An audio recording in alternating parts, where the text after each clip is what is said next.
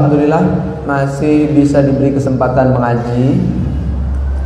Semoga tetap semangat mengikuti program kajian historis pendiri Nahdlatul Ulama, Bapak umat Islam Indonesia, sang peretak dasar kemerdekaan tanah air kita tercinta, Al-Allamah Al-Mujahid Muhammad Hashim Asy'ari, yang ditulis oleh Muhammad Asad Syihab.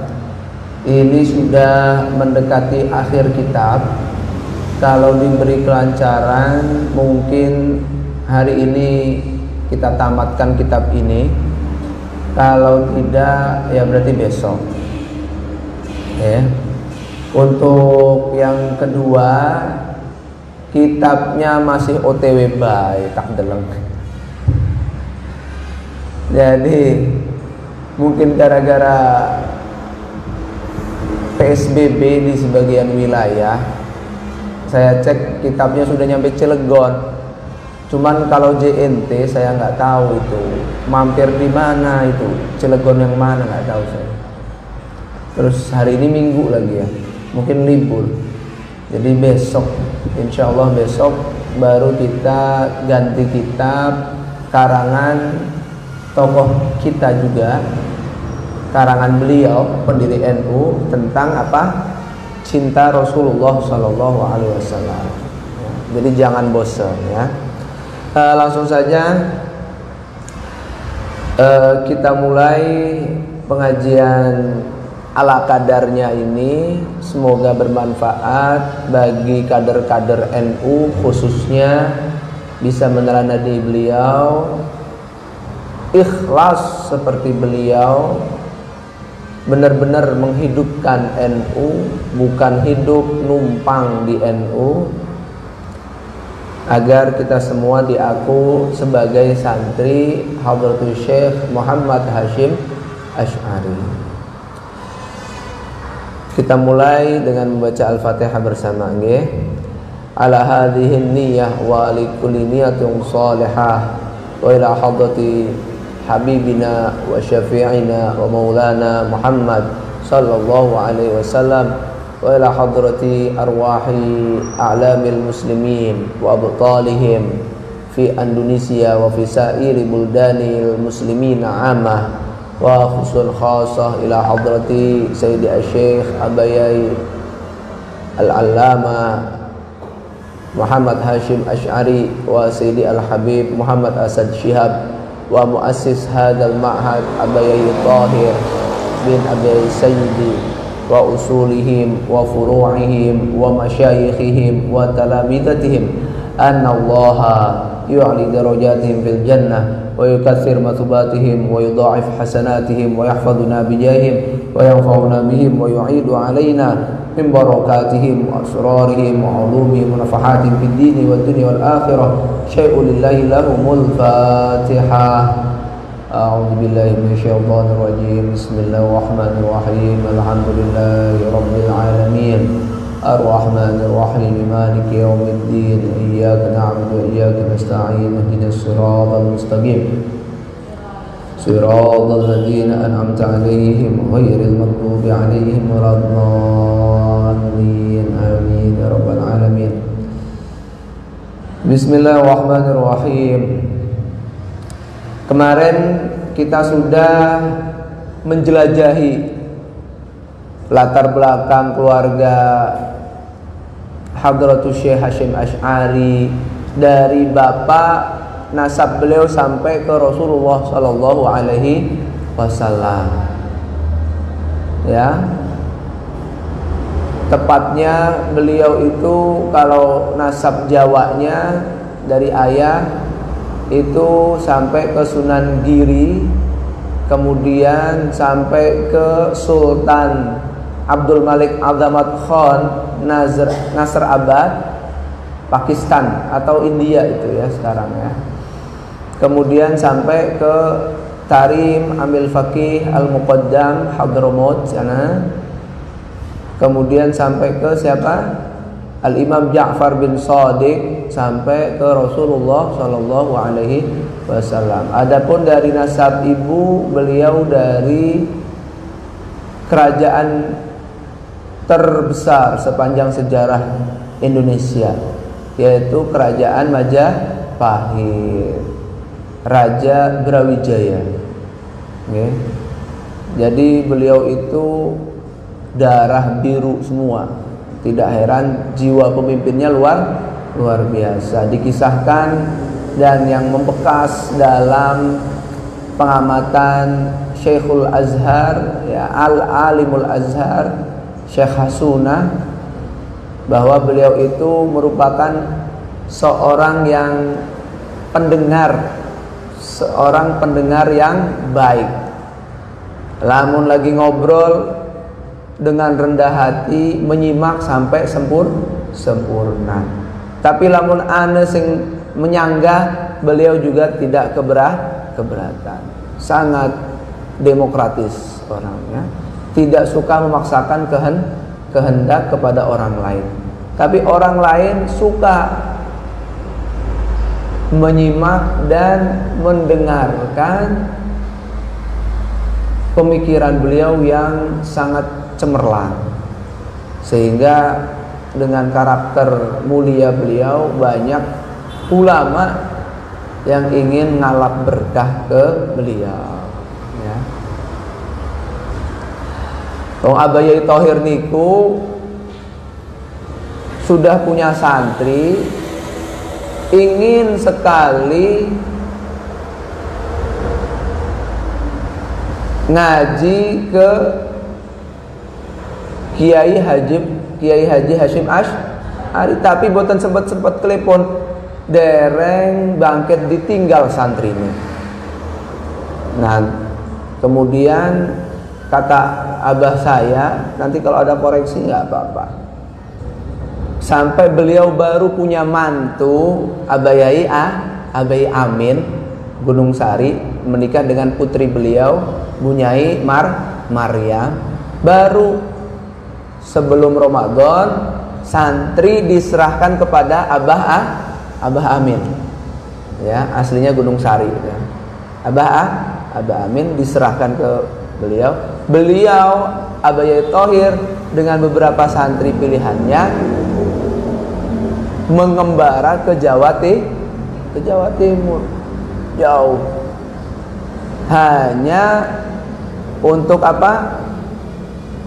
Ingin ini tadi, seperti Muhammad Asad Syihab, seperti ibu-ibu yang dari Jawa Timur, seperti pemuda yang dari Sulawesi, ingin ketemu secara pribadi, mengaji dan diaku santri Hadratus Syekh Hashim Asy'ari. Tinggalnya benar tadi, bukan hanya sehari, 2 hari, seminggu, berbulan-bulan. Ngaji apa kitab pasarane Sahih Bukhari. Subhanallah, ya. Semoga kita bisa meniru cintanya kita kepada Hadratus Syekh sebagaimana santri-santri beliau kepada beliau, ya. Nah, lanjut. Bismillahirrahmanirrahim. Qala al-musannifu rahimahullahu ta'ala wa nafa'ana bi'ulumihi fid dharaini amin. Ila an qala awwalu ma'rifati bihi.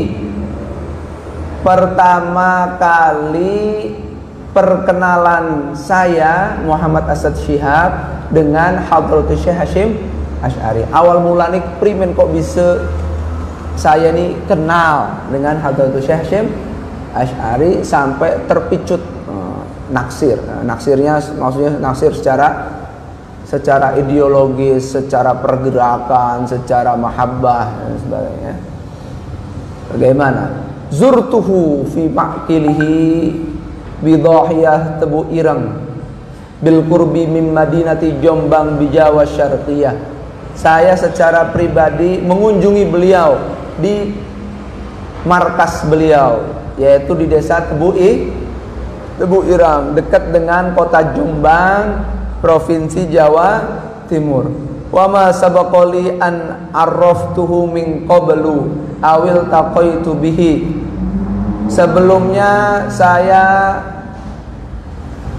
emang belum kenalan sama beliau, belum memperkenalkan diri pada beliau, atau belum pernah bersua kepada beliau, siwa ma asma'u an huda iman minan nas, selain saya hanya mendengar gaung beliau dari masyarakat, karena beliau tokoh terkenal.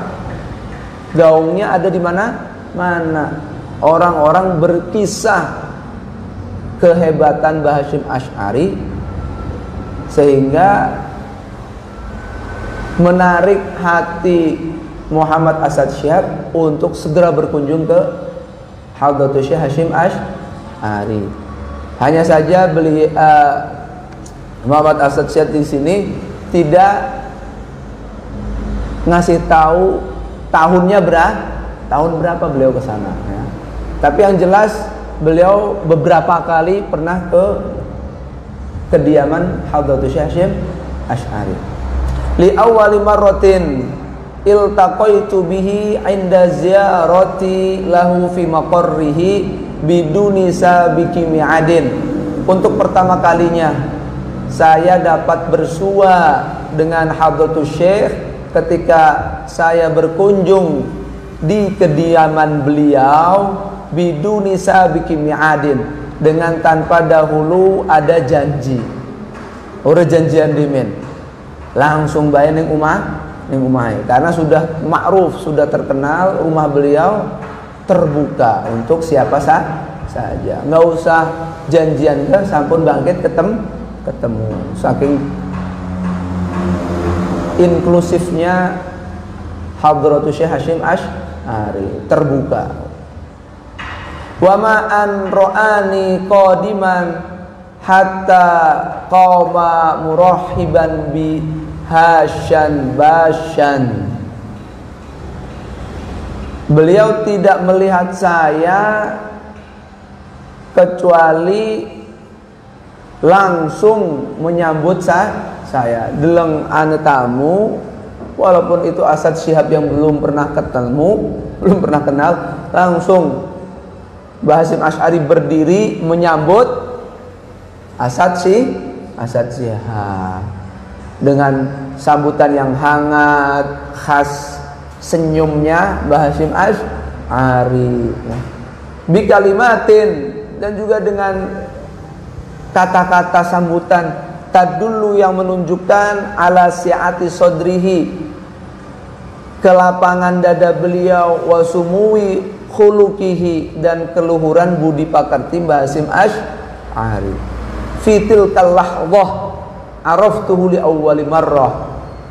Di detik itulah saya baru akrab betul, kenal betul dengan Mbah Hasyim Asy'ari untuk pertama kalinya.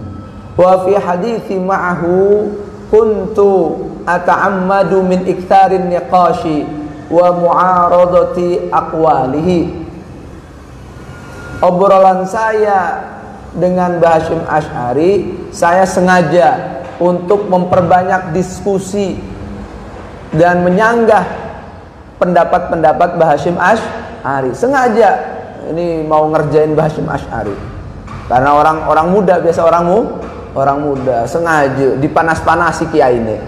Primen coba li astafizzahu wa a'rifa mablagha hilmihi wa tizanihi. Sengaja saya seperti itu supaya saya ingin memprovokasi beliau dan lebih mengenal seberapa sopan santunnya dan berapa sampai seberapa ketelitian beliau.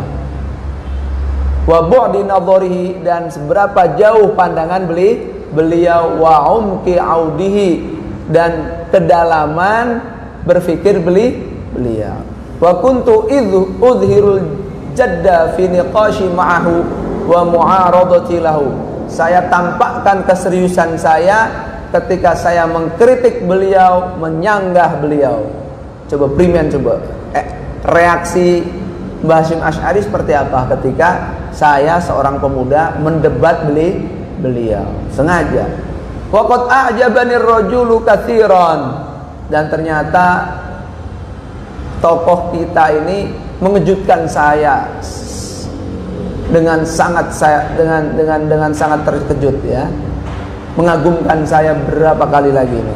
Fa innahu kana hadian muttazinan, karena beliau selalu tenang, kalem, tetap teliti walaupun sudah berapa kali disanggah oleh saya. Lam yata'athar bi syai'in min mu'aradati lahu, sama sekali tidak terpengaruh akibat sanggahan-sanggahan saya kepada beliau. Kana yusghi li hadithi hatta antahia, beliau terus menyimak pembicaraan saya sampai saya tuntas bicara. Fayujibuni alaihi, baru beliau menjawab pertanyaan sanggahan saya bi khususi kalami wa mu'aradati lahi wa mu'aradati lahu, dengan topik pembicaraan saya dan sanggahan saya beliau menjawab, beliau menanggapi. Wa yaruddu alayya bil hujaji min nafsi aqwali wa hadithi ma'ahu, dan beliau attack counter, menyerang saya kembali dengan argumentatif yang diambil dari perkataan saya sendiri, yang diambil dari bantahan saya sendiri. Jadi senjata makan tua. Saya nggak setuju alasannya A, beliau membantah kembali dengan alasan yang sama, yaitu A. Saking dalamnya dan pandainya Mbah Hasyim Asy'ari memutarbalikan argumentasi. Ini menunjukkan beliau memang hobi ngobrol, hobi debat, dan cerdas sekali. Sampai guru beliau siapa tadi? Habib Alwi bin Ahmad As-Segaf terkagum kah? Kagum ya. Apalagi ini sudah jiwa matang ya, sudah sepuh ya. Wa ma sya'artu lahdatan bi annahu yufridu iradatahu aw ara'ahu alayya. Saya sama sekali tidak merasa beliau sedang memaksakan kehendak beliau.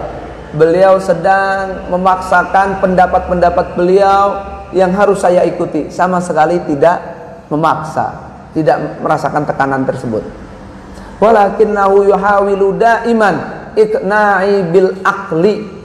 Tapi beliau selalu berusaha memuaskan saya dengan logika, dengan nalar, la bin naqli, bukan dengan dalil Al-Quran, bukan dengan dalil hadis, bukan, tapi dengan akal.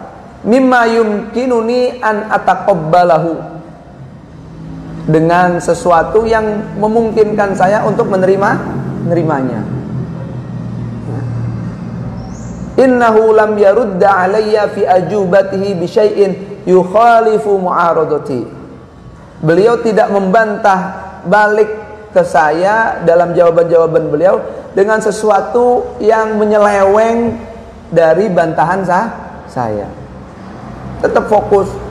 Kamu alasannya A, saya juga sama alasannya A, cuman sudut pandangnya begini. Sudut pandang yang lebih dalam.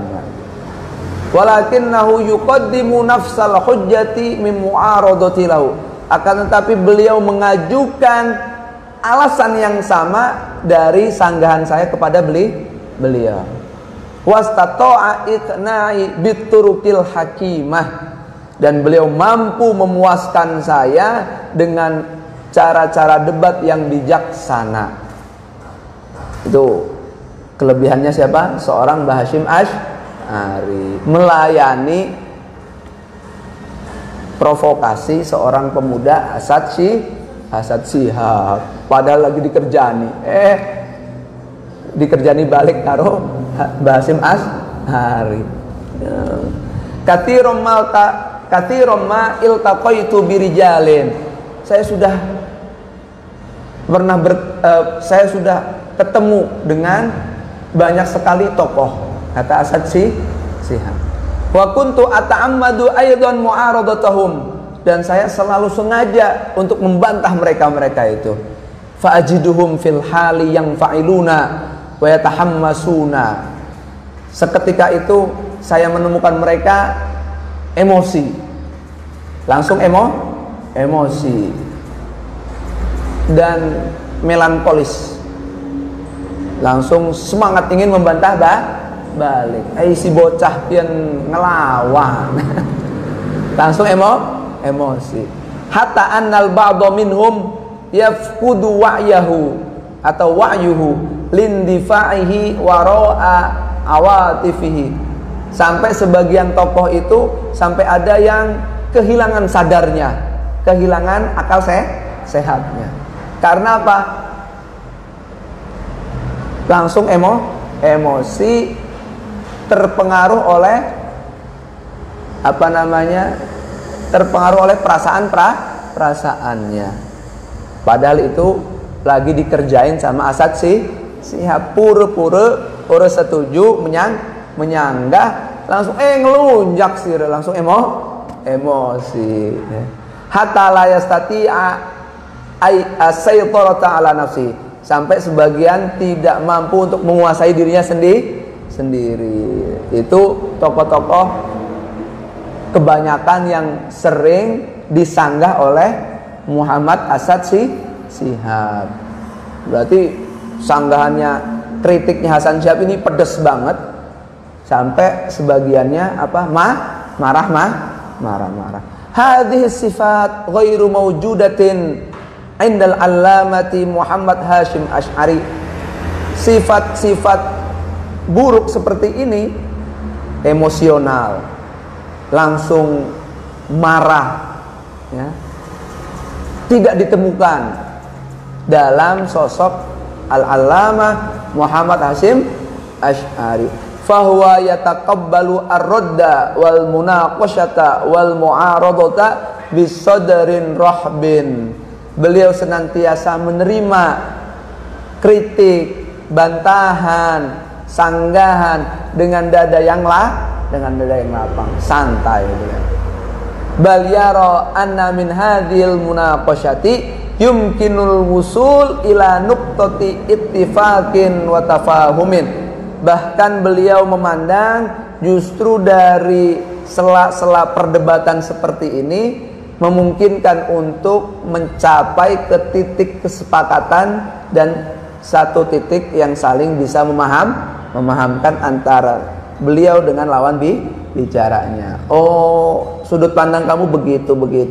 Jadi beliau dengarkan, dan nanti pada waktu beliau menjawab memakai sudut pandang yang sama, cuman agak lebih dalam lagi.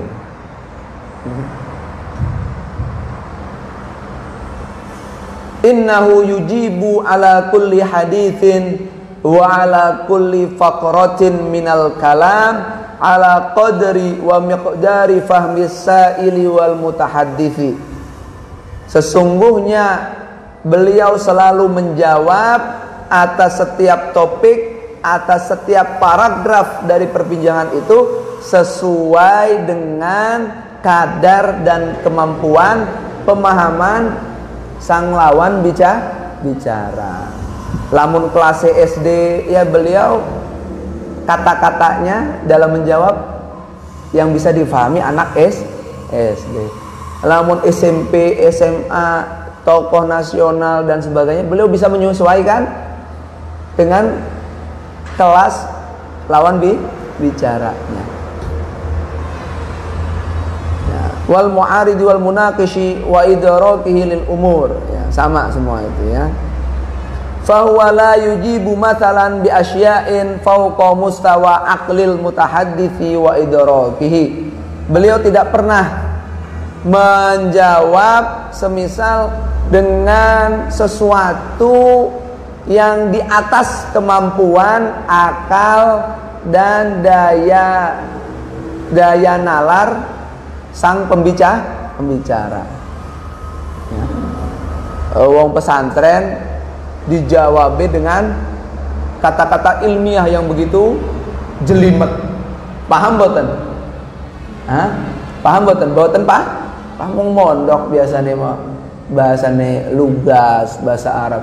Iki jawabannya pakai kata-kata ilmiah.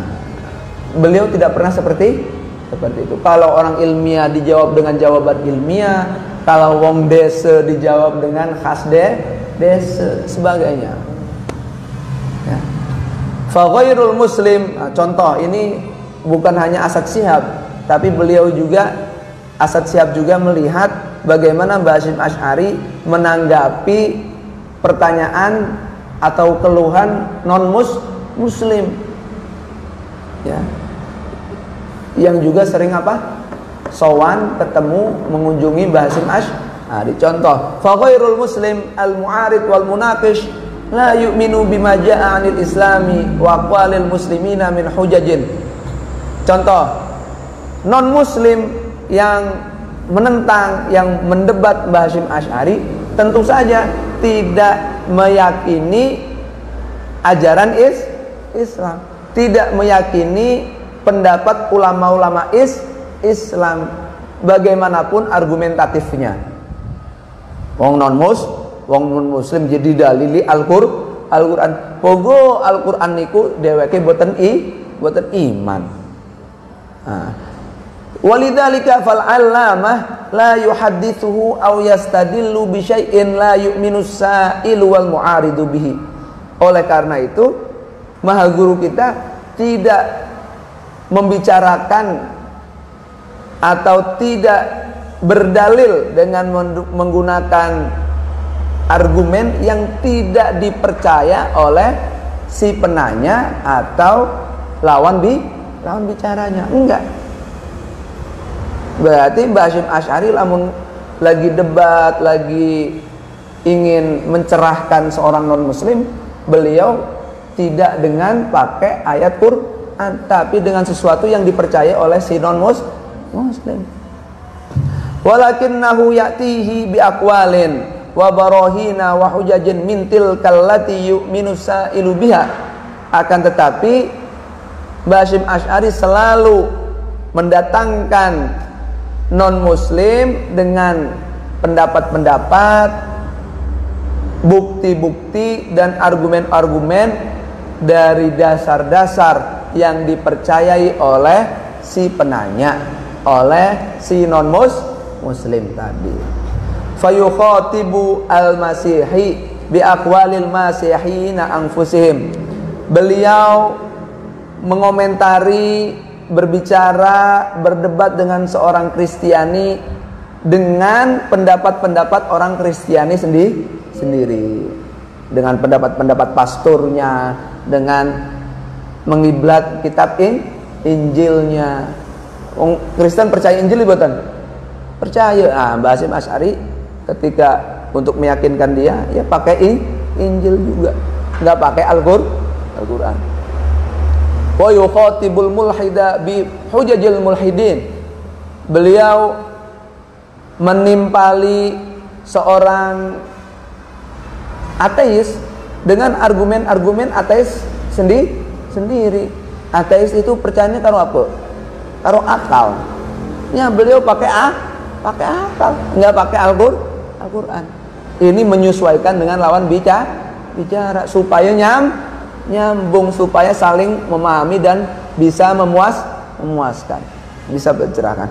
Wa bihadza yahsurul mawdu'u wa yuqni'ul mutahadditsa.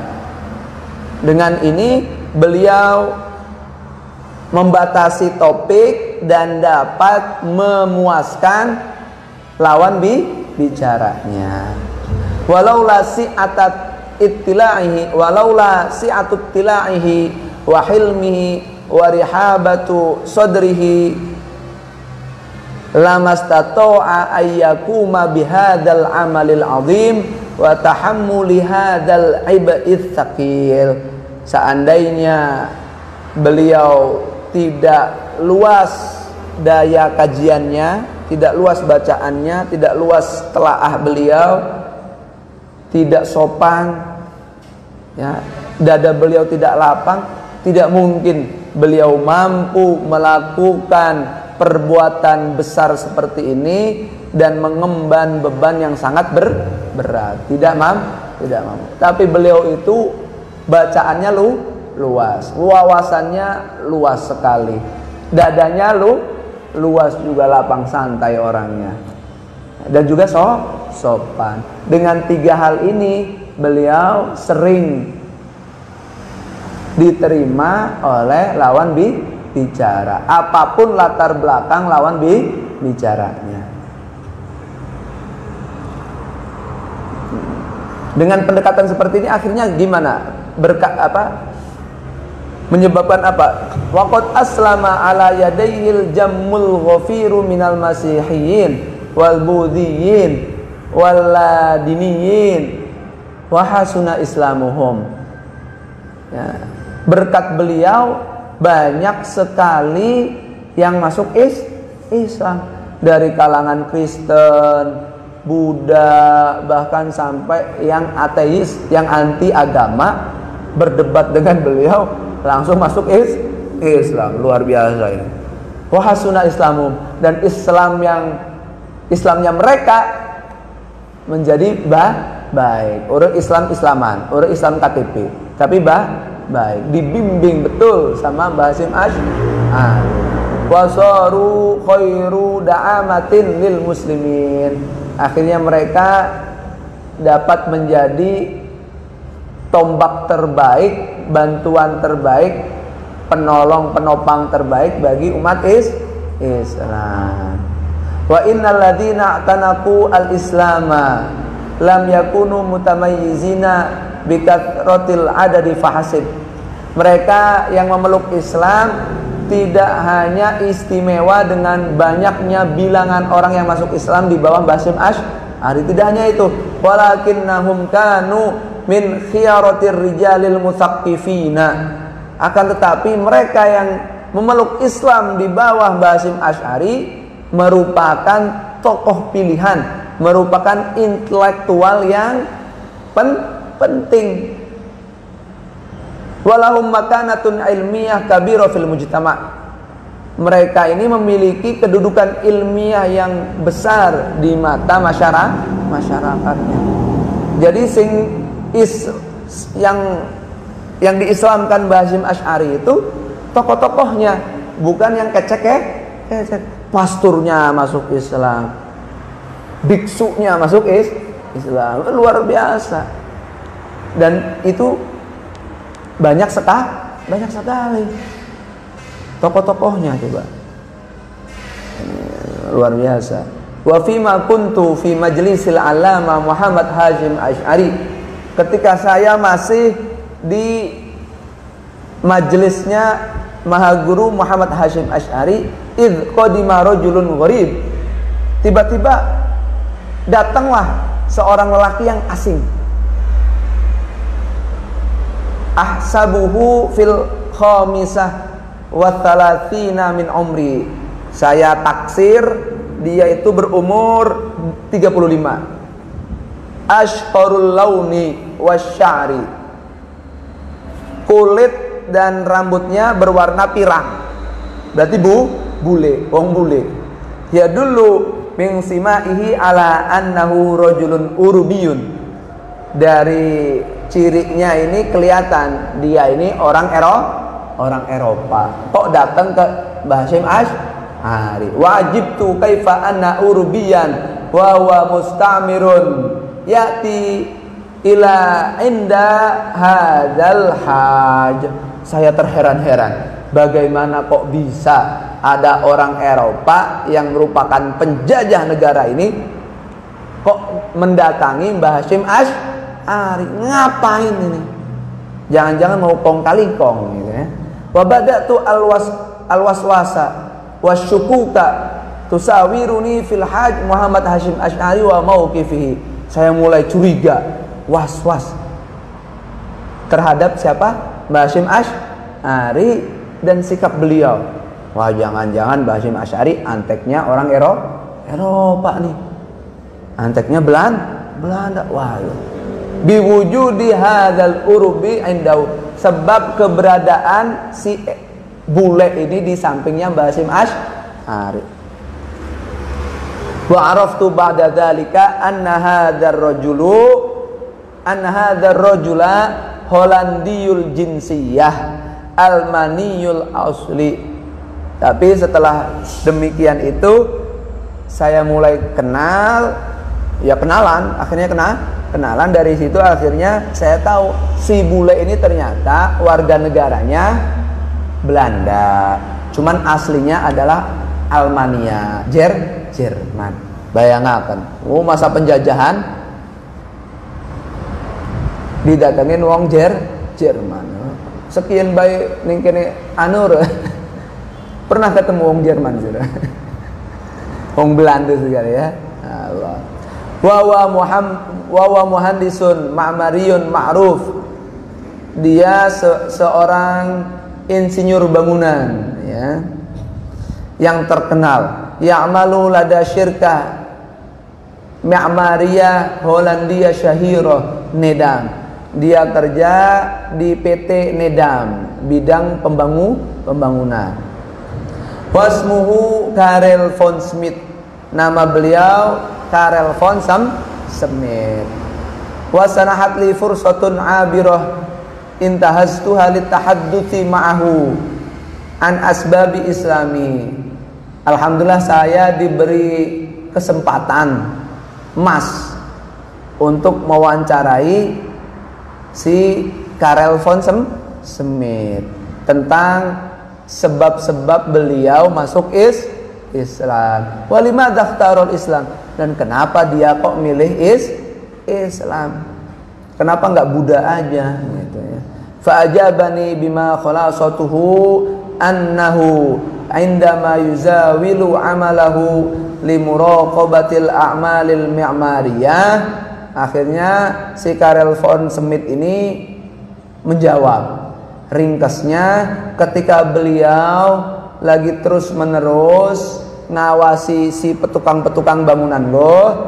Kana yara ba'dal ummali idzan tasafan naharu wa hanat fitratur rohati minal amali yadhhabuna litaghsili wujuhihim wa aydihim thumma yadhhabuna li ta'diyati sholatin yasjuduna fiha. Dia melihat sebagian petukang tadi kalau sudah di pertengahan siang dan datang waktu istirahat, mereka pergi untuk mencuci muka mereka, kedua tangan mereka, kemudian melaksanakan sholat. Terus diamati sama Karel von sujud segala. Hadhihi dhahiratu istaflatat nadharuhu. Pemandangan seperti ini sungguh menarik beliau. Memikat apa pemandangannya siapa? Karel von. Wa baqiya yulahidu dzalika ayyaman wa syuhuran. Dan membuat apa? Si Karel von itu terus mengamati gerak-gerik sholat selama berhari-hari sampai berbulan-bulan. Tsumma sa'alahum madza yaf'aluna wa madza yaqulun. Akhirnya Karel von menanyai si petukang-petukang itu, kamu itu lagi ngapain sih? Kamu tuh ngomong apa pas lagi sholat tuh? Gerak-gerik, lagi ngapain sebenarnya sih kok? Aneh amat, tapi menarik amat kayaknya. Falam yastati'il amilul basitu ayujiba alaihi kama yaqtadihil waqi'u wa bima yuqni'uhu. Tapi namanya juga petukang, ditanya seperti itu, si petukang yang sederhana ini tidak bisa menjawab yang seharusnya bisa dijawab, dan akhirnya tidak memuaskan Karel von. Ghaira anna ahadal ummali iqtaraha alaihi ayadhaba ma'ahu liyatasila bil alamati Muhammad Hashim Asy'ari. Akan tetapi ada satu petukang yang mengusulkan kepada Karel von agar dia bersamanya bareng-bareng ketemu Mahaguru Mbah Hashim Asy'ari. Bos, saya nggak bisa jawab dan saya tidak bisa memuaskan Anda, tapi ayo kita bareng-bareng ke Mahaguru Muhammad Hashim Asy'ari. Beliau ini tokoh yang luar biasa. Siapa tahu Anda mendapatkan jawabannya. Wa hakadha wa bisababi dzalika ta'arrafa bil 'allama wa hadara majalisahu waqtana'a hatta aslama. Begitulah sebab pertemuan ini akhirnya apa? Beliau mulai kenal dengan sosok Mbah Hasyim Asy'ari, sering menghadiri pengajian-pengajian Mbah Hasyim Asy'ari padahal beliau masih kafir. Tapi diperkenankan oleh Mbah Hasyim Asy'ari hadir pengajian katuran, enggak apa-apa, nyimak aja. Waqtana'a, akhirnya dia puas. Puas, ini yang saya cari. Hatta aslama, sehingga dia pun sudi rela masuk Islam dengan kesadarannya tanpa paksaan. Ini luar biasa. Dan ini baru satu contoh ya. Nah, ini lebih lengkapnya. Siapakah Karel von Schmidt ini? Ma'al Muhandis Karel von Schmidt. Nah, di sini kita akhiri nanti ya. Setelah cerita ini selesai pertemuan pertama hari ini ya. Bersama sang insinyur Karel von Schmidt. Laqad kanat sodafatun hasanatun haqqo. Kata siapa tadi? Asad Syihab. Ini merupakan kebetulan yang bagus beneran. Sodafah itu kebetulan. Ini benar-benar kebetulan yang bagus. Ziyaratil Allama Muhammad Hasyim Asy'ari. Nah, ini baru beliau dikasih tahu tanggalnya. Wa kana dzalika fi yaumi as-sabi' Yuliu min 'am 1937 fi maqarrihi bi Tebu Irang. Saya mengunjungi Mbah Hasyim Asy'ari maksudnya hari itu tanggal ya. Tanggal 7 Juli tahun 1936. Berarti ini masih belum merdeka ini. Di kediaman beliau di Tebu Irang. Oh ya, kemarin saya salah ya. Kedatangan Jepang ke Indonesia itu Maris itu ternyata Maret ya, bukan Mei. Ngarang baik kita kan. Maris itu Maret. Kemudian beliau dipenjara, Mbah Hasyim Asy'ari dipenjara oleh Jepang bulan apa? Agustus. Berarti ya sudah setengah tahun lebih ya. Maret, April, Mei, Juni, Juli, Agustus ya, pas setengah tahun ya, setengah tahun kurang lah ya. Itu mengoreksi yang pertemuan 2 hari yang lalu kalau nggak salah ya. Mohon maaf. Haitsu iltaqaitu indahu bil muhandis Karel von Schmidt. Nah, pas saya sowan dengan Mbah Hasyim Asy'ari, di situ saya ketemu yang namanya Insinyur Karel von Schmidt yang tadi sudah diceritakan secara singkat. Wa kanatil fursatu sanihatan litahadduti ma'hu tawilan. Kesempatan ini memungkinkan saya untuk ngobrol panjang berlama-lama bersama Karel von Schmidt. Wa inda mangsajamal haditsu bainana, ketika ngobrolnya lagi asik-asiknya, bada'tu as'aluhu an umurihi. Saya memulai berani menanyakan kepada Karel von Schmidt tentang urusan-urusan pribadi beliau. Wa dawafi allati dafa'athu li'tinaqil Islam, dan dorongan-dorongan apa saja yang menjadikannya masuk Islam, memeluk Islam. I'tinaq itu memeluk. Dawafi itu faktor-faktor. Wa qultu lahu limadza la taktubu aw tu'allifu risalatan an asbabi wa dawafi' islamika. Dan saya berkata kepada beliau, sayang amat, kenapa kamu tidak nulis atau mengarang catatan kecil tentang sebab-sebab dan dorongan-dorongan kenapa kamu masuk Islam. Ini namanya juga jurnalis. Pengen kabeh wong ku bisa nulis kayak dewek. Fajaba bi kalimatin hadiatin. Karel von menjawab dengan kata-kata yang tenang, yang khusyuk. Innahu ya'sifu katsiran li asbabin taj'aluhu yahjumu an dzalik.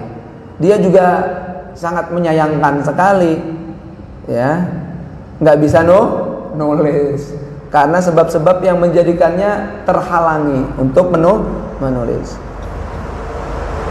Wa wa annahu tagha ala katsirin minal muslimina uqdatan wa hadhil uqdah takunu aqidah wa ya uqdatul mustasyrikin. Ya.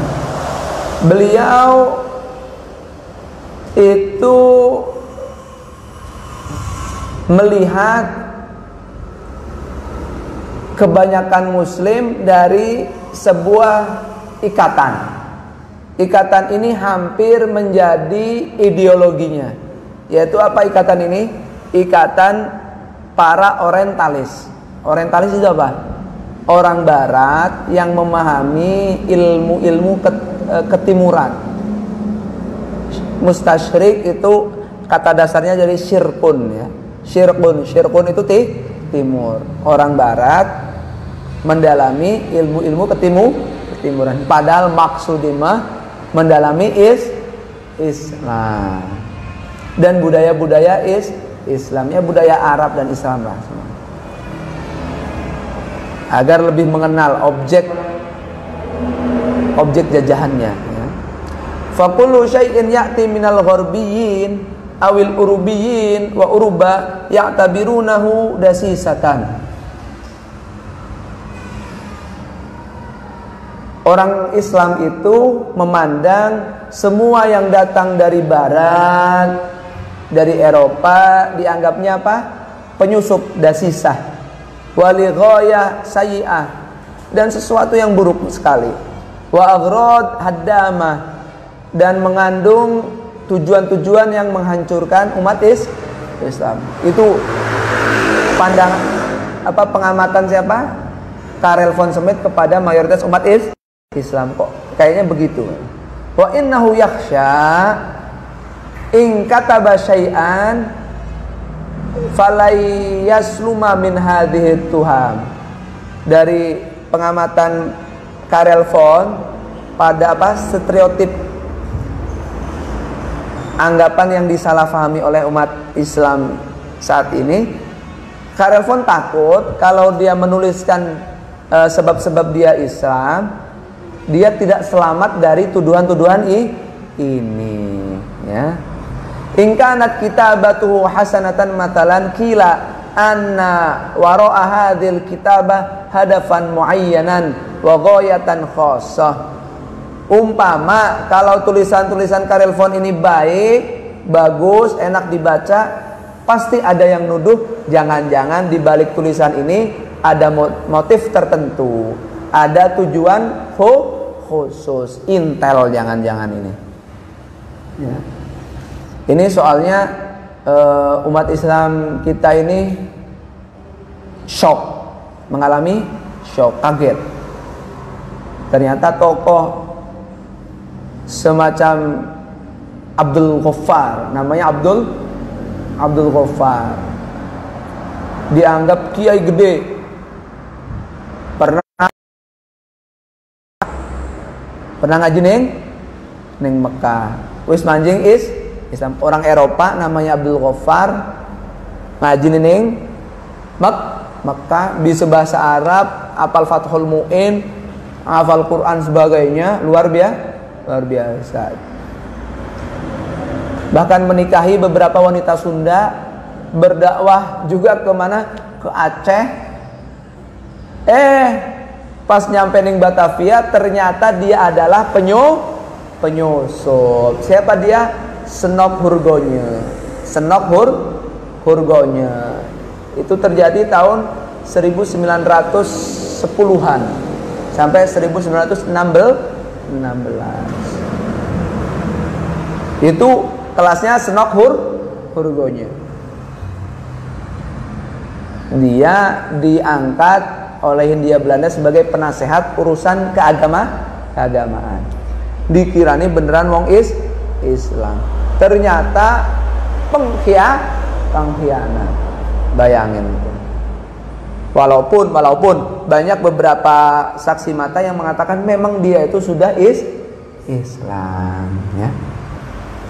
Gara-gara beliau Aceh yang selama itu tidak bisa dijajah, gara-gara disusupi satu orang itu, akhirnya bisa ditaklukkan, bisa dikalahkan. Cut Nyak dan sebagainya itu, ya. Wallahu alam itu, ya. Wa illam yatawaffaq kanal majalu wasi'an lituhami.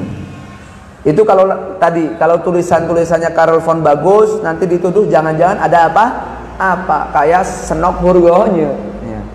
Tapi kalau seandainya karya tulisnya tadi tidak sesuai dengan kenyataan, masih banyak yang salah, otomatis kesempatan untuk dituduh tadi lebih luas. Bi annahu adul Islam, sampai nanti dituduh Karel von Ken musuhi Islam, wa yuharibul Islam, dan sedang memerangi Islam. Bithiabil muslimin, dengan pakaian umat Islam. Musuh dalam selimut jangan-jangan nih Karel von. Tsumma statradul muhandisu fi hadithi qailan.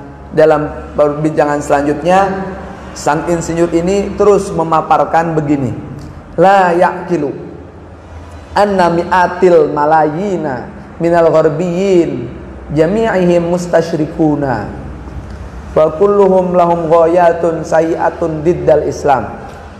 Tidak habis fikir, masuk iya ratusan juta orang barat itu semuanya orientalis dan semuanya memiliki tujuan buruk melawan Islam. Masa sih seperti itu? Wala yujadu wahidun minhum thayyibah hasanin. Masa iya tidak ada satupun dari ratusan juta itu yang merupakan orang baik? Orang baik. Wa ana bidzat la ungkiru wujuda mustasyrikin. Saya pribadi, kata Karel von, tidak mengingkari adanya para orientalis, enggak. Fa in kana hunaka unasun qamu bitilkal mihnati fil istisyraqi fahum unasun ma'dudun. Andaipun memang ada orang-orang yang aktif dengan profesi demikian di orientalis, ya, profesi tadi menyusup, memerangi Islam dari dalam, memang ada, tapi itu masih bisa dihitung dengan jari. Wala yumkinu ayyahmila atau ayyuhmala wizruhum alal jami', dan dosa mereka tidak mungkin dibebankan ke semua orientalis. Enggak, pasti ada satu dua orientalis yang baik. Enggak semuanya pengkhianat atau berkhianat kepada Islam. Wa illa fa kaifa yumkin lil muslimina nashrul islami fi uruba bainal gharbiyyin. Kalau semuanya dosa, semuanya pengkhianat, bagaimana mungkin umat Islam diperbolehkan menyebar Islam di Eropa, di tengah-tengah orang Eropa, di tengah-tengah orang barat. Madamat fikratul muslimina anil gharbiyina muaqqadah.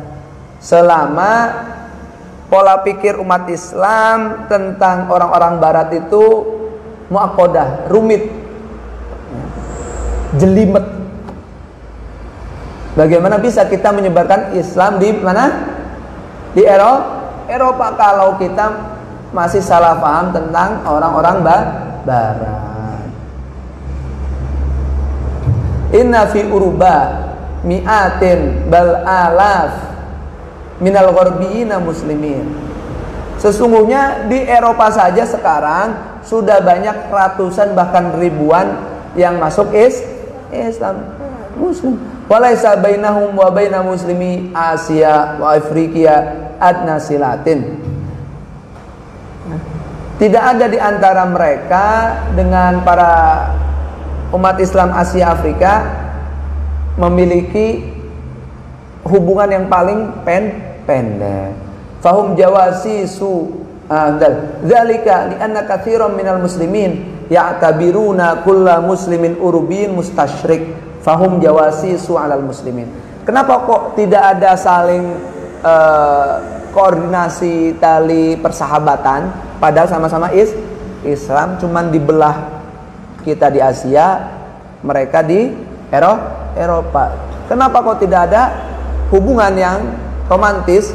Karena kebanyakan umat Islam Asia Afrika mengklaim, menganggap orang Muslim Eropa itu semuanya adalah orientalis. Lamun orientalis berarti mereka itu mata-mata intel yang mematai umat Islam. Padahal kenyataannya tidak seperti itu. Cuman karena ada tuduhan seperti ini, hubungan kita dengan mereka tidak erat. Wa min ajli dzalika lam yastafidil muslimuna fi Asia wa Afrika min ikhwanihim al-muslimin al-urubiyyin.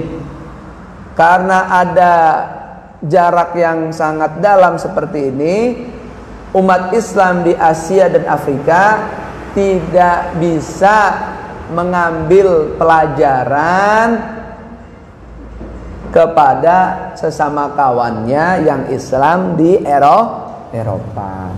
Kama anna syu'ura bil ikha'il islami lam yashmulil jami' wa lam yatahaqqaq ba'du. Sebagaimana rasa solidaritas belum meliputi semua umat Islam ini dan belum menjadi kenyataan. Harusnya apa? Harus ada rasa solidaritas sesama umat Islam walaupun dipisahkan dengan apa? Nasib masing-masing. Asia, Afrika lagi dijajah, Eropa lagi menjajah. Tapi nggak semuanya penjajah. Ada juga yang seperti kita umat Islam, ada juga yang prihatin. Ya. Contoh baik ketika novel yang bernama Martha Tuli itu museumnya ada di Lebak sana. Itu novel yang menggambarkan bagaimana VOC Belanda semena-mena memperbudak negara-negara jajahannya, yaitu orang-orang Indonesia. Dinovelaken sama orang Belanda sendiri. Dinamakan apa? Martha Tuli. Iki novel diterbitkan di mana? Di Belanda. Langsung orang Belanda itu gempar, kaget kabeh. Ternyata kejem amat bangsa kita kejem.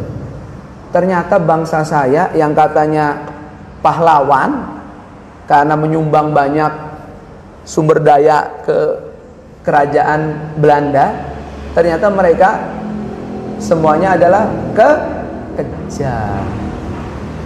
Akhirnya rakyat sipil yang membaca novel, rakyat sipil Belanda di sana protes ke siapa? Ke kerajaan Hindia Belanda. Jangan sekejam itu, nggak boleh seperti itu. Cuman sayang novel itu telat ya. Novel itu terbit setelah mereka menjajah kita 3 abad. Akhirnya itu salah satu faktor diadakannya politik etis, politik balas budi, sehingga siapa? Ahmad Soekarno, Bung Hatta, Syahrir sebagainya bisa belajar sampai ning Eropa. Ala kulli hal ya. The last but not the least ya. Ini menunjukkan apa kisah Martha Tuli itu? Ternyata sebenarnya banyak orang-orang Eropa itu yang berhati baik. Tidak semuanya kejam seperti penjajah yang ada di sini. Itu yang yang dirasakan oleh siapa? Karel von Smith. Terus Allahumma sholli ala Muhammad. Ini masih akeh tak ini. Wih.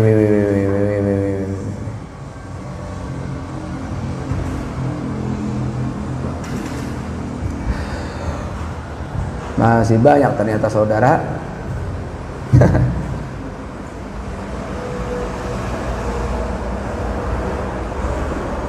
Tapi sudah bisa dipahami ya, bagaimana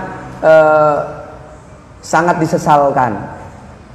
Siapa namanya? Karel von Smith ini sangat menyesalkan sikap umat Islam di negara jajahan. Ya, tapi ya memang maklum lah, wong kita dijajah 3 abad setengah, ya maklum lah mengkonon, maklum baik. Cuman kalau mau objektif harusnya seperti si Karel Smith ya.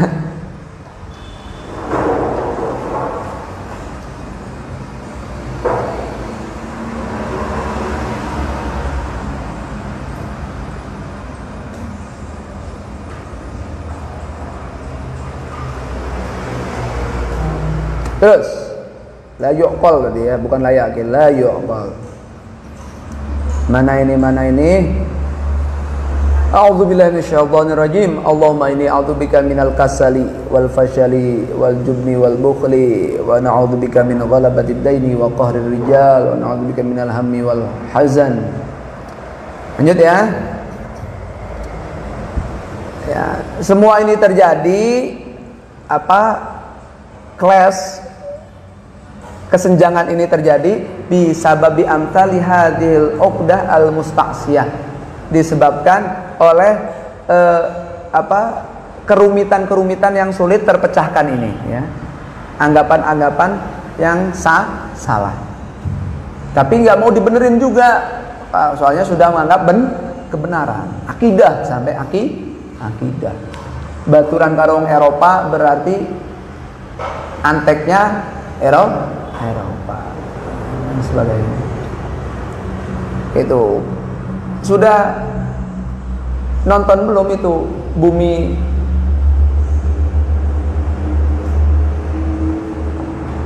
karyanya Anantatur itu, Bumi Indonesia apa itu ya, astagfirullahaladzim. Walidzalika irta'aitu an abta'ida an kulli ma yumkinu ayuthira syakku. Oleh karena itu saya lebih memilih untuk menjauhi segala hal yang dapat menyulut kecurigaan.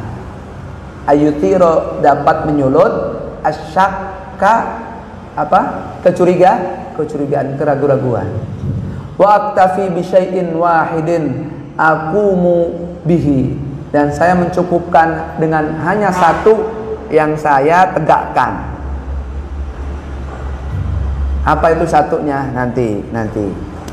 Fa ba'da an a'uda ila biladi au astautinu ihdal mudunil urubiyah, nanti rencana dia nih, kalau saya pulang ke tanah air saya atau saya tinggal di salah satu negara Eropa nanti, wa ba'da ta'diyati ana wa ailati faridatul haji, setelah saya, keluarga saya menjalankan panggilan Allah Subhanahu wa taala setelah melakukan haji, kewajiban haji, nanti nih satu nih saya mau ngelakoni satu aja. Apa ini? Aqumu bid'awatil islamiyah, saya mau aktif berdakwah Islam, menjajakan, mewartakan Islam di Eropa sana. Wa ad'u bani qaumi ilal islami, saya akan mengajak semua anak bangsa saya untuk memeluk Islam. Biduni jalbatin, dengan tanpa apa namanya paksaan, wala daudoin, atau dengan tanpa namanya santai besan santai.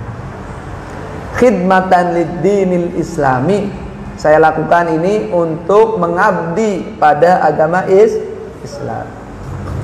Wa dzalika binashriha fil mawatinil ghairil islamiyah bil majhudil ladzi uqaddiru alaihi rajan min dzalika ridallahi wahdah wa rasulah radhiyallahu wahdah ridallahi wahdah wa rasulihi fahsib. Demikian itu dengan cara saya menyebarkan ajaran Islam yang toleran, sejahtera, membahagiakan ini. Saya akan menyebarkan di wilayah-wilayah yang belum kemasukan Islam dengan segenap kemampuan saya, seraya mengharap ridha Allah dan Rasulullah Sallallahu Alaihi Wasallam. Fasib, tidak cukup itu aja saya. Saya hanya akan melakukan bukan di Indonesia. Kalau saya lakukan di Indonesia, saya dicurigai bayang kone, dimusuhi teman-teman saya yang Eropa. Si bule-bule Belanda sing urung Islam kan dimusuhi saya sama teman-teman saya sesama Islam. Si malakama, mending nanti aja saya mau dakwahnya di wilayah-wilayah Eropa yang belum mengenal Islam. Ini udah syai'un wahidnya itu ya. Sa'altuhu 'anil mustasyrikina. Kemudian Asad Syihab, saya menanyakan dia tentang orang-orang orientalis. Kayak apa pandangan sirah tentang orientalis? Faqala Karel von mengatakan, innal mustasyrikina ala iddati asnafin. Orientalis niku wonten macam-macam. Minhumul bahithu, di antara mereka ada seorang yang berjiwa peneliti. Waqad yatawaffaqul bahitsu waqad la yatawaffaq.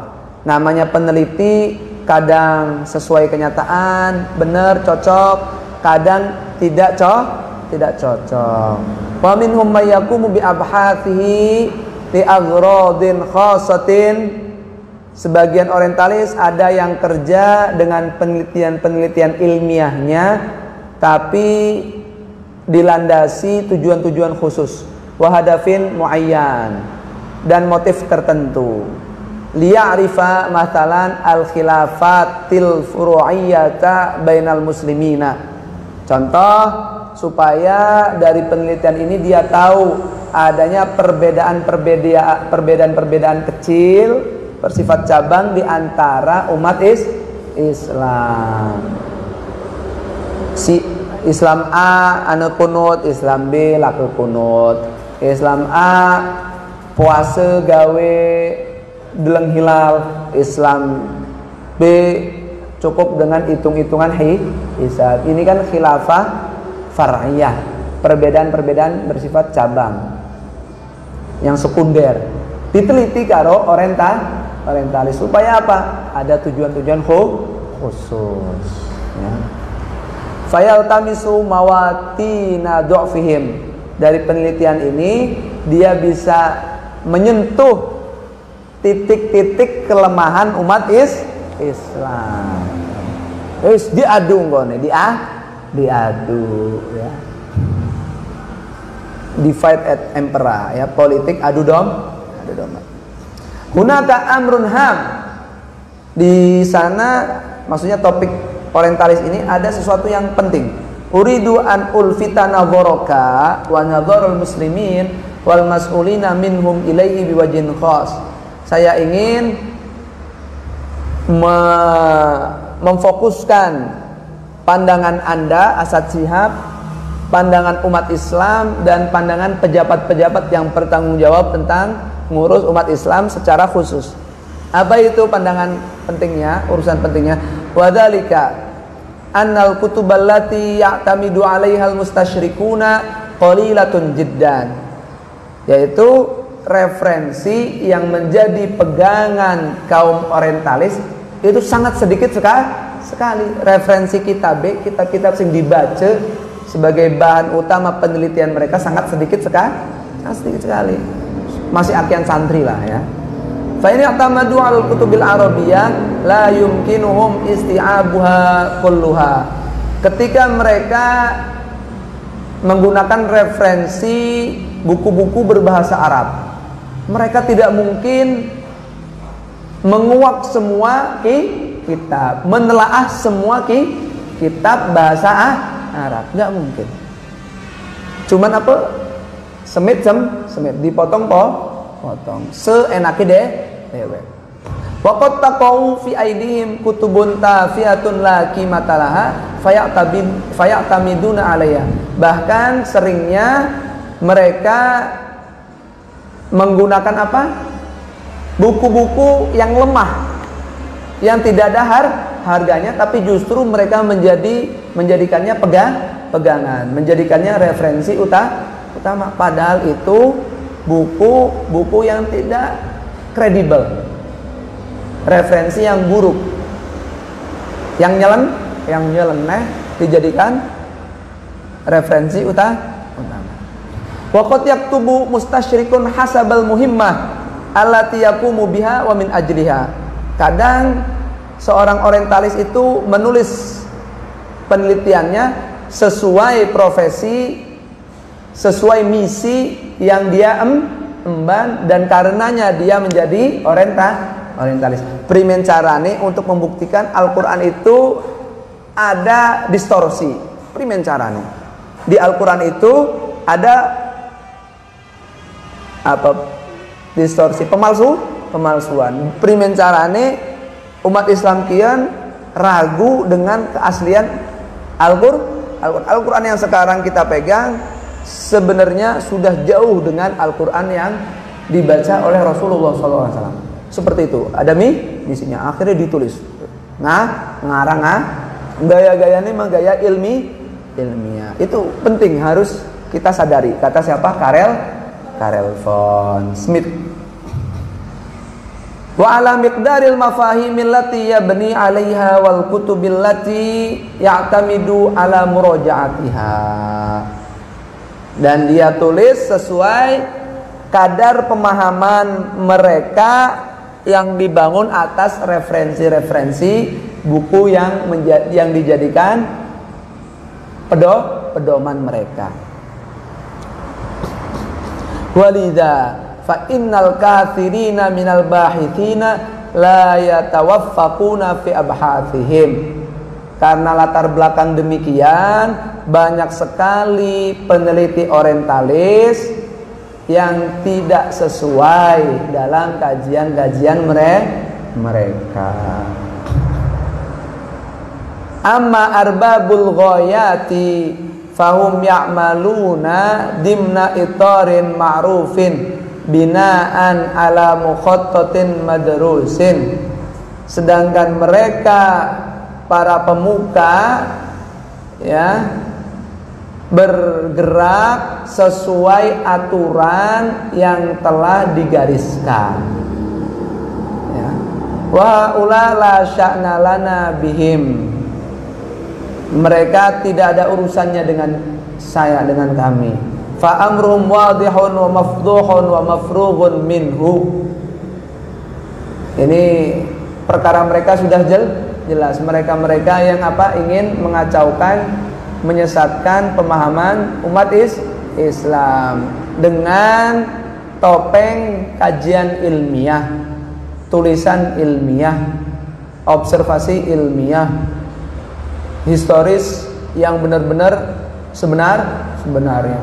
Padahal mah bohong. Itu sudah jelas ya. Karena sudah ada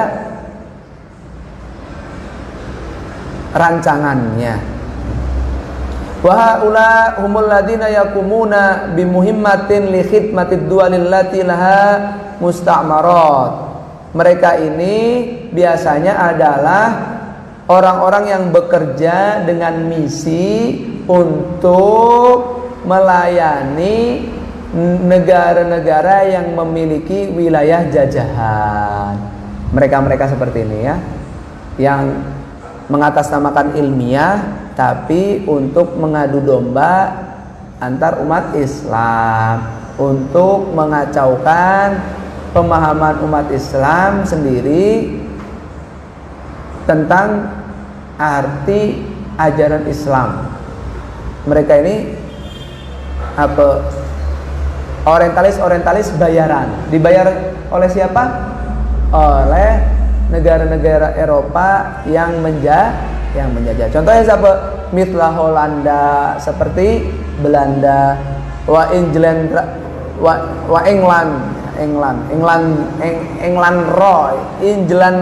nih ya. Maksudnya apa? Inggris, wa Rusia wa Faransa dan Prancis. Wa fi hadzal amri bidzat, pada titik ini ara anna 'alal muslimina wal mas'ulina minhum khususan alladzina yujiduna al-lughatil ajnabiyyah ijadatan tamah wa yuhsinunaha ayyatarjamu kutubat turatil islami wal kutubal islamiyatil muhimmah ila tilkal lughati. Ya. Oleh karena itu saya memandang kewajiban umat Islam, terutama kiai-kiainya, tokoh-tokohnya yang bisa bagus menguasai bahasa asing dengan penguasaan yang sempurna, agar menerjemahkan kitab-kitab Islam, referensi-referensi penting dalam Islam diterjemahkan ke bahasa-bahasa asing tersebut. Tolong terjemahkan kitab-kitab yang menjadi referensi utama Islam itu ke bahasa Belanda, ke bahasa Prancis, bahasa Rusia, bahasa Inggris. Supaya apa? Supaya si orientalis mau kaen tidak kekurangan bahan penelitian, referensinya supaya banyak dan lebih orisinil. Siapa tahu mereka bisa taubat, mancing Islam kayak kita, kayak Karel Von ya.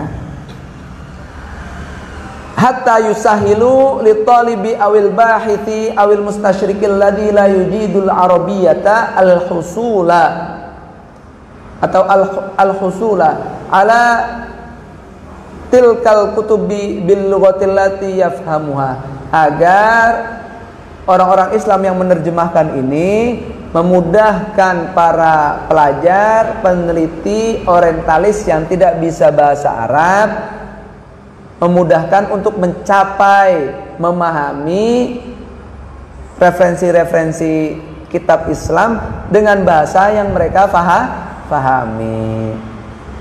Wala yakunu lahu udhrun inda idzin. Kalau sudah seperti ini, mereka tidak punya alasan untuk tidak sesuai dengan sebenarnya. Tidak punya alasan untuk sesat. Fal mas'ulul awwalu fi hadha taqsiri huwa nahnul muslimin. Orang yang paling bertanggung jawab dalam hal sesembrono ini adalah kita, umat Islam. Kenapa orientalis kok penelitiannya bisa sesat menyesatkan? Karena kurang referensi. Bagaimana supaya kita memperbanyak referensi? Ya kita yang harusnya nerjemahin. Ya kecuali orientalis yang tadi ya, orientalis bayaran kan ya. Li'annana tahawanna, karena kita umat Islam sendiri selalu menyepelekan. Walam nakum biwajibina nahwad dini wa nashrihi bainal ladzina la yafhamuna al-arabiyyah, dan kita tidak bergerak melaksanakan kewajiban kita terhadap agama kita, menyebarkan agama kita di antara mereka yang tidak bisa faham bahasa Arab. Kama yalzamu, sebagaimana idealnya, seharusnya. Wa kama taqtadihi da'watu bil hikmatil balighati wal mau'izatil hasanah, yang seharusnya diterapkan dakwah dengan hikmah, kebijaksanaan yang tinggi dan wejangan yang baik. Iki malah diceramahi Asad Shihab, seorang habib jurnalis, diceramahi karo wong bule sing baru masuk Islam. Kalau saya jadi Asad Shihab, diceramahi kita nih. Ini maksudnya maksudnya si Karel Von Gogh Asad Syihab kan minta apa? Karelfon, kenapa kamu gak nulis? Nah, awalnya begitu kan. Karelfonnya malah dibalikan. Harusnya kamu itu yang nulis banyak. Kamu yang apa? Cucu Rasulullah ya. Jurnalis juga harusnya kamu yang memperbanyak tulisannya. Kalau saya nanti dicurigai, kalau kamu tanggung jawab, supaya mereka bisa tidak salah paham tentang Islam. Bayang itu wong bule, cerdas bule ya. Itu pertama ya, tentang apa? Orientalis. Yang kedua nanti tentang Mahaguru kita Muhammad Hasyim Asy'ari. Bagaimana pandangan Karel von Schmidt tentang siapa? Bahayai Hasyim Asy'ari secara pribadi. Yes, wallahu a'lam bis-shawab. Subhanakallahumma bihamdik asyhadu an la ilaha illa anta astaghfiruka wa atubu ilaik. Ini jangan pulang dulu. Kita tutup dengan mendengarkan puisi-puisi ya.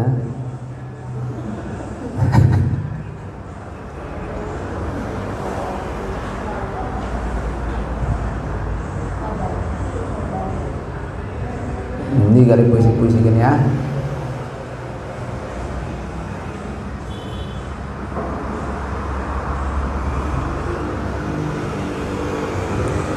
Allah karim. Ini puisi Gusmus nih.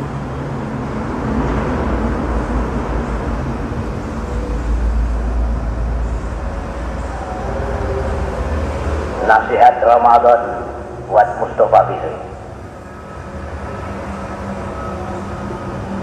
Mustafa, jujurlah pada dirimu sendiri, mengapa kau selalu mengatakan Ramadan bulan ampunan?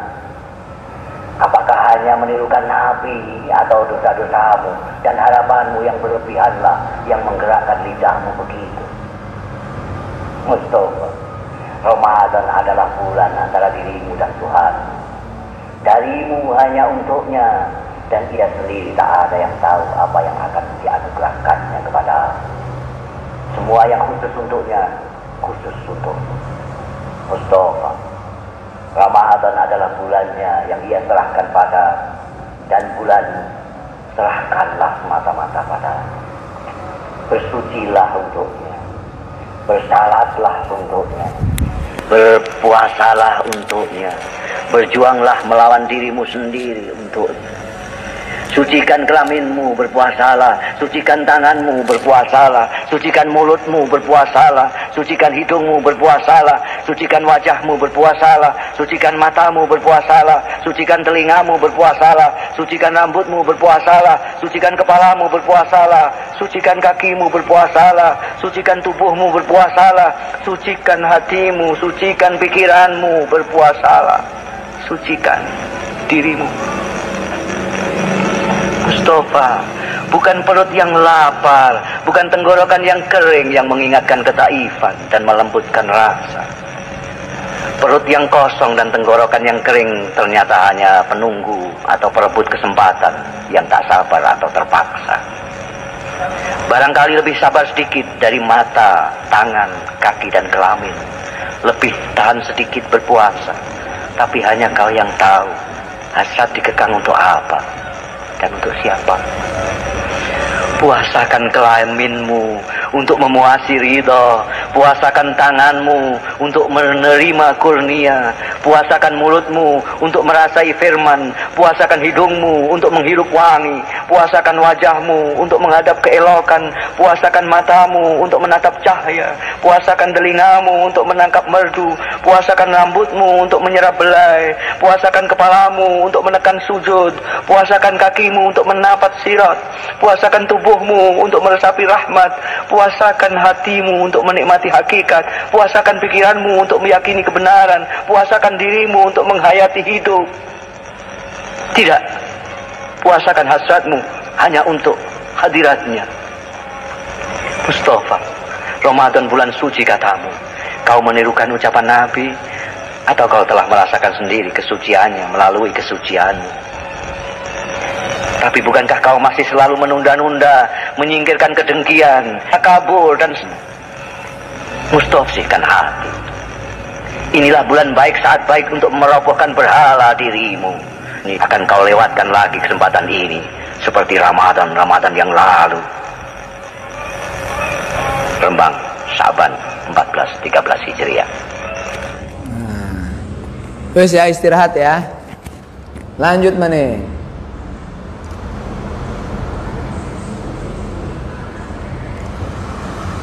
Masya Allah.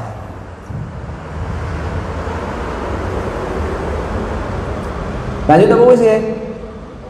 Oh wis ya, ayo wis yo. Bareng-bareng yuk. Asyhadu an la ilaha illallah, astaghfirullah, nas'aluka ridhaka wal jannah wa na'udzu bika min sakhatika wan nar. Asyhadu an la ilaha illallah, astaghfirullah, nas'aluka ridhaka wal jannah wa na'udzu bika min sakhatika wan nar. Asyhadu an la ilaha illallah, astaghfirullah, nas'aluka ridhaka wal jannah wa na'udzu bika min sakhatika wan nar. Allahumma innaka 'afuwwun karim tuhibbul 'afwa fa'fu 'anna. Allahumma innaka 'afuwwun karim tuhibbul 'afwa fa'fu 'anna. Allahumma innaka 'afuwwun karim tuhibbul 'afwa fa'fu 'anna ya karim. Jadi insyaallah tamat kitab ini besok aja ya, sambil menunggu kitab baru. Subhanallah wa bihamdika asyhadu an la ilaha illa anta astaghfiruka wa atubu ilaik. Wallahu muwaffiq ila aqwamit thoriq. Assalamualaikum warahmatullahi wabarakatuh.